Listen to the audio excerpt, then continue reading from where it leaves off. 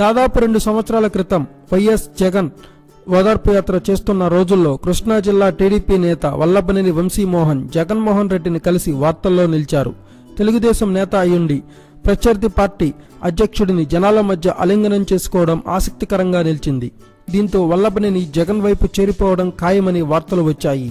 ఆ తర్వాత ఏం జరిగిందో ఏమో కానీ వంశీ టీడీపీలోనే ఉండిపోయారు. ఆ తర్వాత చాలా పరిణామాలు చోటు చేసుకున్నాయి. మరికొన్ని రోజుల తర్వాత వంశీ టీడీపీలో యాక్టివ్ అయ్యారు. తర్వాత డియాక్టివ్ కూడా అయ్యారు. ఆయనకున్న పార్టీ పదవి పోయింది. ఆయన అభిమానించే హరికృష్ణకు టీడీపీలో ప్రాధాన్యం తగ్గింది. ఒకసారి వంశీని చంద్రబాబు కూడా పిలిపించుకుని మాట్లాడారు. అయితే ప్రస్తుతం వంశీమోహన్ దిక్కుతోచని స్థితిలో ఉన్నారని తెలుస్తోంది. వంశీకి మొదటి నుంచి గన్నవరం సీటు మీద ఆసక్తి ఉంది. ఇక్కడ నుంచి తాను సులభంగా గెలవగలనని ఆయన భావిస్తున్నారు. అయితే టీడీపీలో వంశీకి ఆ సీటు లభించే పరిస్థితులు కనబడడం లేదు. ఇక్కడ నుంచి పోటీ చేయడానికి బాలకృష్ణ ఆసక్తి చూపుతున్నాడని సమాచారం. ఈ నేపథ్యంలో వంశీ మళ్లీ డోలాయమానంలో పడిపోయాడు.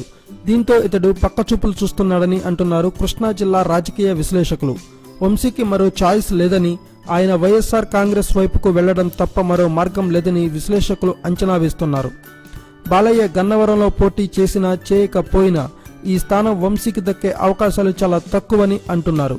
కనీసం గతంలో పోటీ చేసిన విజయవాడ ఎంపీ స్థానమైనా దక్కుతుందా అంటే టీడీపీ అక్కడ ఇప్పటికే అభ్యర్థిని ప్రకటించుకుంది. ఈ నేపథ్యంలో వంశీకి ఎక్కడో ఒకచోట టీడీపీ టికెట్ దక్కే అవకాశాలు చాలా తక్కువగానే ఉన్నాయి.